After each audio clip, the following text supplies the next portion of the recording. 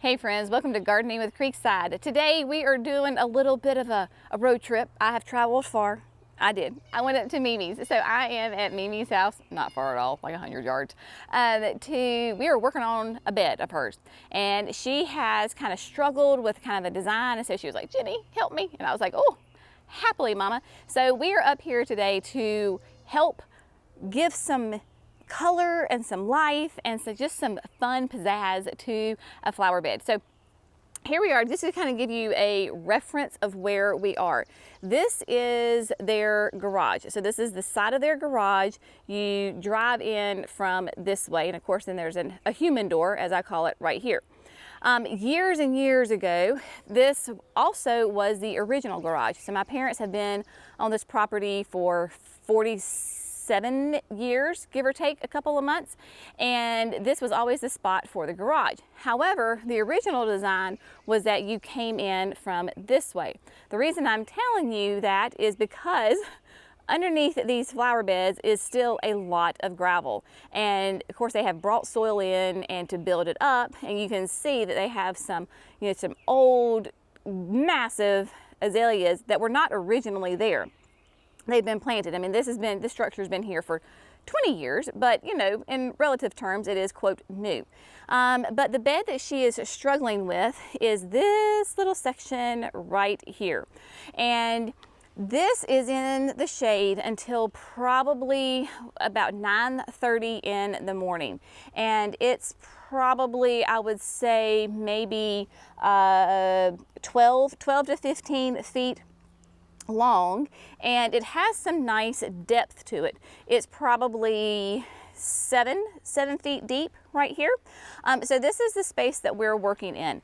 Daddy used to have, for several years, he had some citrus trees growing right here. I think it was like some lemons and some limes, and that were supposed to be able to overwinter here, even in North Carolina, because obviously, for the most part, we're too cold for citrus trees. These were supposed to be hardier varieties, and they did last for several years. He had them covered, he had them insulated, so that they were protected in the winter. And then, I don't remember if it was the Arctic blast, I don't remember what it was, but he lost them. So Mama is now left with a blank slate, and she's been struggling. So Mama does love to use lots of good, like native plants and just really kind of those fun cottage plants. But this area does get a lot of sun. And as you know, my mama has a lot of shade. And she was like, I don't know why I'm struggling, but I just am. Can you help? And I'm like, I would love to. So let me show you what's in here currently. This is the blank slate that we have to work with. She had in here at one time some cleome, and this was the old-timey cleome that would reseed. And so she has got babies upon babies of cleome. This is a good size one, and I was like, Mama, just leave it. It'll be fun. It'll add a little whimsy to it. Then next door, she has an Agastache. She's not sure what kind it is, but it is a pale pink. Faithfully comes back every year, so of course we're going to leave that. She has the Drops of Jupiter oregano. So she actually has 3 clumps right here, because she had one and then divided it out with 3, leaving it here and having a nice chartreuse color. So of course we'll leave that. And then the good old classic old-timey, just the echinaceas, right? And so they add that fun whimsy to them. They've already got some lovely heads on them, some buds, and so we're going to get lots of color out of that. So she was like, it's just bare, it's naked, I don't know what to do, please help. And she has pruned back her azaleas. This year she went through and pruned all the azaleas back. She didn't want to prune it back any further than this, because up on the wall back here is the electric meter, and they want to kind of keep that hidden. So that is why they are pruned to this level. Now, what I did is I kind of talked with Mama, and we went back and forth. We knew that she absolutely loves this new grass. This new grass, of course, is a perennial grass from our friends at Proven Winners, and the sweet folks at Walter's Gardens were kind enough to send me some. And they sent me 3. This is the Skyzacarium. I love these grasses. They are amazing. They sent me 3, and I was like, Mama, I love you, because I'm going to let you have one. And you understand that. So this is called Brush Strokes. So it is new, it is gorgeous, that blue-green grass, very hardy perennial grass, stunning. So she knew that she wanted that. And then from there, I just went forth and kind of gathered plants that I thought she would like. I knew that she was very excited about these Stokes asters. These two are new from Proven Winners and our friends at Walters. So the new series is called Totally Stoked, and White Caps is obviously going to be that white Stokes asters. Excuse me. It is a full sun plant, about 2 feet tall. They are going to be hardy in zones 5 to 9. These are natives, and they get nice and wide, just really pretty flowers on them that just keep going. They're near white with a bluish pink tinge. So very nice and well branched. So we've got 3 of the White Caps Stokes asters that are going to go in there. Also, you know I'm a sucker for the Puckster Pinker butterfly bush. They are just starting to put their flowers on, and oh my gosh, look at that. This will complement the coneflowers really well. It'll complement the Agastaki that she already has in there really nicely. And so we'll have all those kinds of shades, just bringing in the pollinators, the butterflies, the honeybees, everything loves this shrub. So we're gonna put that in there. Of course, the Puckster Pinker is a nice petite one. And then we have another perennial we're gonna add. Mama tends most definitely to be a perennial girl, right? And so I give her what she likes. So this is, again, a new one. This is the Bejeweled Pink Pearls. Now, these were the ones that you saw me pot up in the winter time, and they desperately need to get out of their containers. They have already bloomed, so you can see that I went ahead and pruned them back. So they're probably not going to bloom again this year. We'll see, but you get great foliage on it. You're going to get lots of good growth, 16 to 20 inches tall, and then the pink pearls is going to be a really sweet medium pink tubular flower. Your hummingbirds go nuts over this, and it gets nice and wide. So this penstemon is going to be a fun addition. We have got 4 of those that we're going to place in. Now, because Mimi's a perennial girl, I go with that, but I also tend to be an annual girl. So we're gonna bring in some annuals. We have got this beautiful Scaevola, this blue Scaevola. Scaevola loves the sun. It loves the heat. It is low, so we are going to actually kind of put it more on the front right here so that it can trail over the rocks. So it is a more of a wide, low annual, gorgeous color, loves the heat, and then of course your pollinators love this as well. And then last but certainly not least, we are going to put in a white salvia. Look at this, such a fun color of a plant, gorgeous white flowers. You can see they are just starting to bud, right?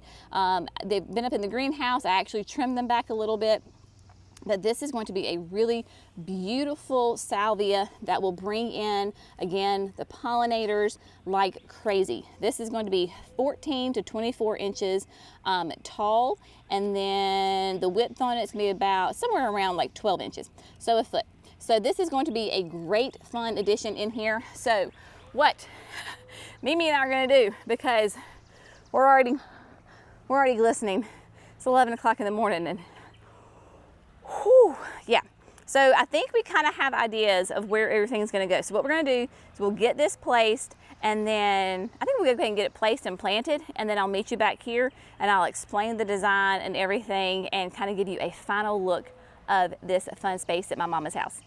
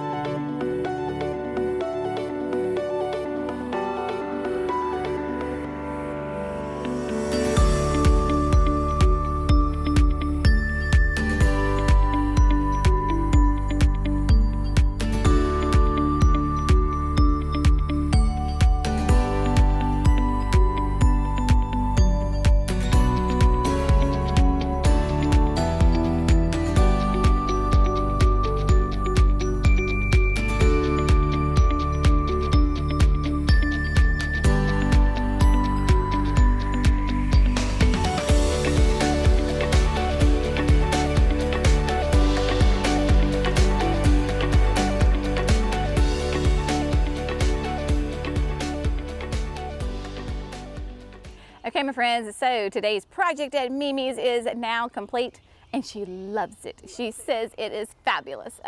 So let's talk about the design and what we came up with. And there is an element that is missing that is going to be added within the next couple of days. So let's just talk about the design first and then we'll talk about the missing element.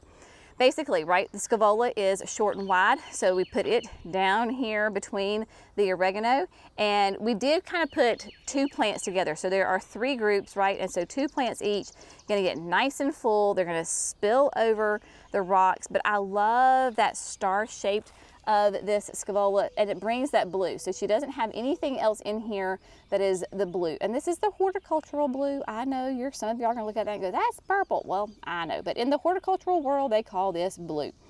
With that little bit of white and yellow eye in it, it's gonna be so sweet. So it is going to fill in and then come over here and spill over the rocks. The main bones, right? So the main bones, we've got brush strokes here, and this is where it may look a little off kilter, and you're gonna have to just trust me on this, all right? So if you're thinking of just the flower bed itself, and then we put brush strokes right there in the middle, what's throwing you off is that the bed is not completely in the center of the building. And that's totally, like, it happens all the time for whatever reason, right? So you're gonna have to kind of change your mind a little bit. So hang with me. So you've got brush strokes, which is one of your main bones here. And then we've got Pugster Pinker on the other side, which is another big bone. So you've got two big bones here, and you're like, well, that's still off balance. You need something over here. Well, you're absolutely correct. That is the missing component. So we have a little, it's hard to see, but in the mulch right here, we have a little mark. One of our sweet viewers, so sweet, they have their own business, Sarah Francis Designs. They're in Canada, and she contacted me via Instagram, I don't know, 2 weeks, 3 weeks ago, and said, I would love to send a birdhouse for you and Mimi. And I was like, sure, why not? Let's do it. So she sent it. It came last week. It's the Carolina coop, and she made the mistake and sent it to me and not to Mimi's house, because then when I opened it, I was like, Mimi is not getting this birdhouse. This is staying at my house. And so I showed it to Mimi, and she was like, oh, I love it. Of course, I ordered one for Mimi. So Mimi and I are gonna have matching birdhouses. So the Carolina coop is such a sweet, sweet birdhouse made out of cedar. It will be perfect. So Mimi is gonna ask my daddy, Poppy, to put in basically like a 4-foot 4x4, right? So it's have 4 feet sticking out of the ground, and then the birdhouse on top. That birdhouse is going to be centered underneath the rooster decor right here. So it's going to come straight down and fill in this little gap right here. Therefore, the bed will look balanced.